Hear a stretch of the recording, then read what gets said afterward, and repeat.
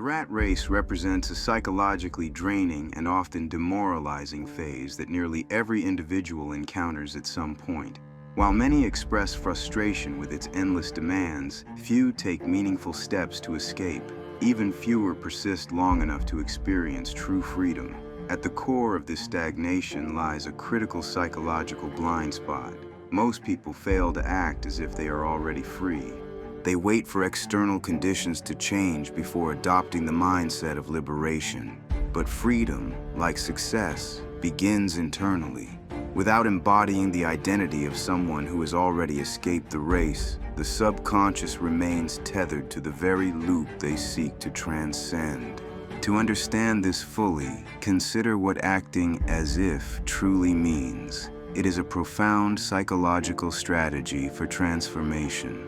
Championed by thinkers like Napoleon Hill and Joseph Murphy, this principle teaches that by embodying the mindset, habits, and behaviors of your future successful self, you begin to reshape your present reality. When you consistently think, speak, and act in alignment with who you intend to become, your brain responds by forming new neural pathways. These internal shifts don't just change your perspective, they begin to turn imagined possibilities into lived experiences. The power behind this principle lies in a fascinating truth about the human brain. It cannot distinguish between a vividly imagined experience and a real one. This neurological blind spot becomes a tool for transformation. When you consistently act as if you've already escaped the rat race, thinking, feeling, and behaving like someone who has reclaimed their time, autonomy, and purpose, your subconscious mind begins adapting to that reality. It forms new neural pathways, reinforcing patterns of confidence, independence, and possibility. In essence, the brain begins to build the future you've chosen to believe.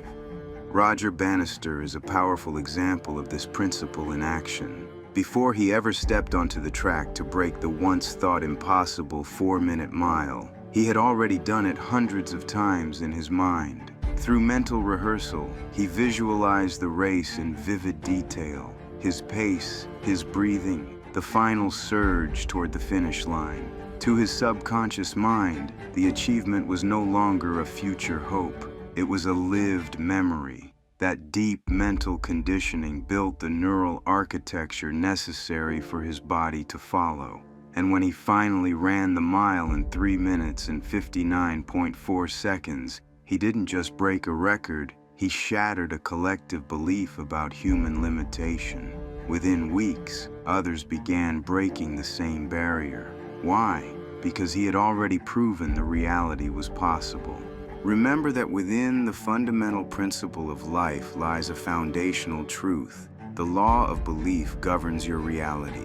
What you consistently think, feel, and believe forms the blueprint for your mental state, your physical well-being, and the circumstances you attract. Your outer world is a direct reflection of your inner convictions. When your actions are guided by clear intention and rooted in a deep understanding of why you do what you do, you begin to shape outcomes aligned with your desires. This is not blind optimism, but the strategic use of consciousness. True transformation begins with an identity shift.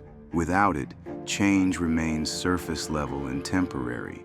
Consider the psychological difference between someone who says, "I'm trying to get in shape," and someone who declares, "I am an athlete."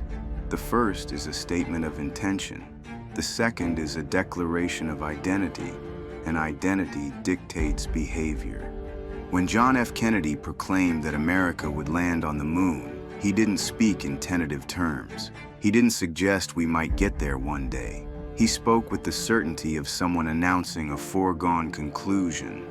That level of conviction elevated the mindset of a nation. Ordinary engineers and bureaucrats suddenly saw themselves as pioneers.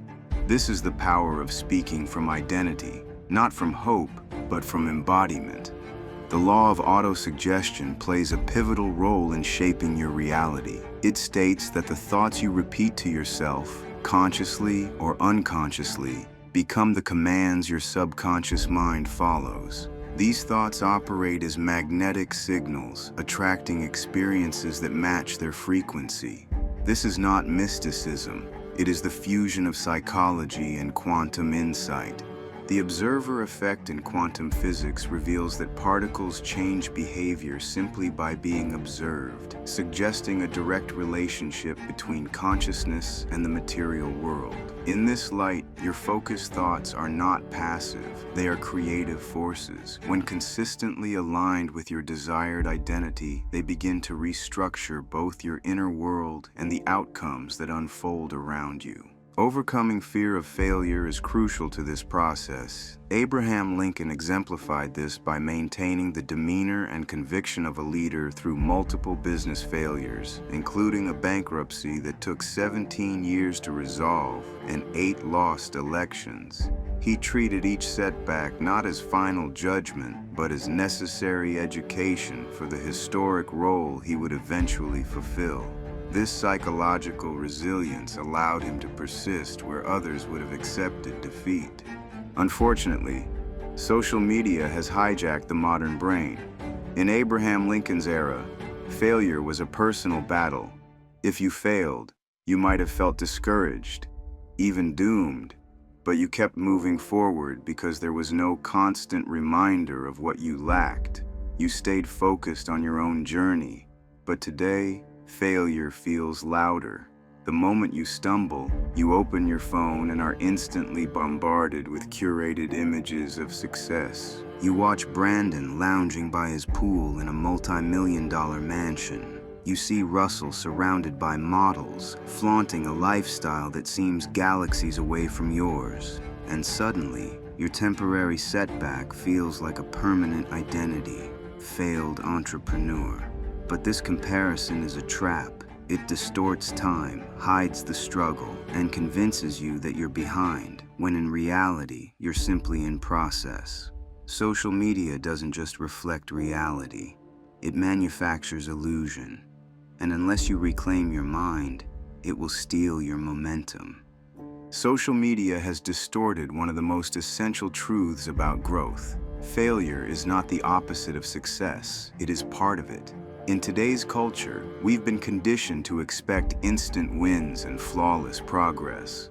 But real transformation requires embracing discomfort. It's rarely glamorous. I won't pretend it tastes sweet. It doesn't. Sometimes it's bitter, slow, and deeply frustrating, but it's necessary.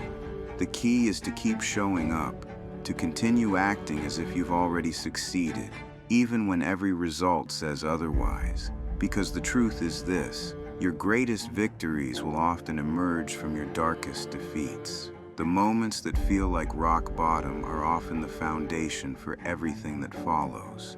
Hold your identity through the storm, and the storm will pass. History offers countless reminders that defeat often precedes greatness. Take the United States, for example. After the devastating attack on Pearl Harbor, one of the most demoralizing moments in American history, came a surge of unity, resolve, and ultimately victory. Or consider the 2004 U.S. Olympic basketball team, widely regarded as a national disappointment. Labeled a failure by the public and media alike, they became the symbol of underperformance. But 4 years later, that narrative flipped. The redeemed team emerged. One of the most talented basketball squads the world has ever seen. Their redemption wasn't accidental. It was forged through pain, reflection, and relentless effort. You must learn to accept the pain, even welcome it. Smile at it. Because pain is not the enemy. It's the chemical reaction that forges resilience, grit, and ultimately, victory. Your environment plays a critical role in shaping your transformation. Andrew Carnegie, the wealthiest man of his era, often credited his success not to individual genius, but to the mastermind principle, the practice of surrounding himself with people whose strengths exceeded his own in specific areas. He didn't wait until he was successful to form these alliances. He built them as he climbed, knowing that surrounding himself with excellence would pull him forward. Elevation, he understood, is contagious. And it's not just the people you engage with, it's the spaces you inhabit. Your physical environment is a mirror of your mindset. If your workspace, your clothing, your tools reflect limitation, they will reinforce it. But when your surroundings align with the version of you that you're becoming, not the one you are now, they begin to condition your identity.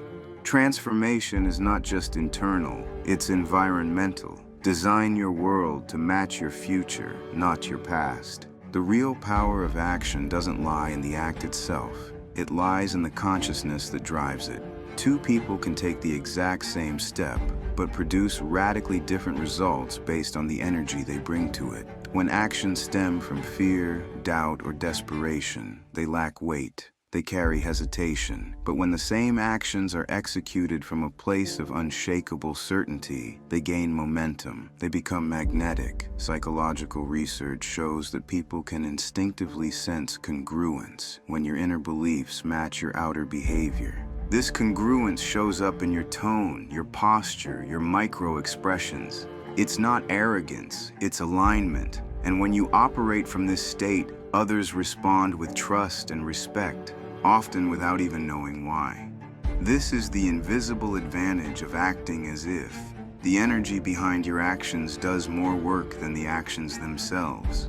Gratitude, when directed toward the future, becomes a powerful tool for manifestation. It acts as a bridge between where you are and where you intend to be. Walt Disney understood this deeply. Long before a single brick of Disneyland was laid, he would walk through the orange groves where the park would one day stand, speaking in vivid detail about the magical world he saw in his mind. He expressed thanks not for what existed, but for what was coming. This future-focused gratitude programmed his reticular activating system to seek out aligned opportunities and reinforce the emotional state required for creative execution. Muhammad Ali embodied this same principle. He boldly declared himself the greatest long before the world echoed that belief. In doing so, he aligned his subconscious with his vision, allowing his words to become the blueprint for his destiny. Gratitude isn't just a feel-good emotion, it's strategic identity reinforcement. True success is the result of full-spectrum alignment, where your thoughts, words, actions, and environment all point in the same direction. When these elements reflect your desired future rather than your current limitations, transformation is no longer a possibility. It becomes inevitable. The mistake most people make is waiting for external validation before making internal shifts. But the inner world must change first. The space between where you are and where you want to be may feel wide, even impossible at times. But that gap is closed through unwavering belief, deliberate action, and forward-facing gratitude. When you live as though the outcome is already guaranteed, you begin to generate the emotional and psychological conditions that bring that vision to life. You don't just manifest a goal, you become the person capable of holding it. It's important to remember that every great achievement once seemed impossible. The greatest barriers we face are rarely physical, they're psychological. They exist in the stories we tell ourselves about what is or isn't possible. But those stories can be rewritten. When you act as if your goals are already accomplished, when you mentally rehearse success, speak with conviction, shift your identity, shape your environment, and hold fast to unwavering belief, you begin to alter the internal landscape that shapes your external world. What once felt out of reach starts moving toward you. Because success doesn't begin with results, it begins with alignment. And when your inner reality becomes non-negotiable, the outer world eventually falls into place.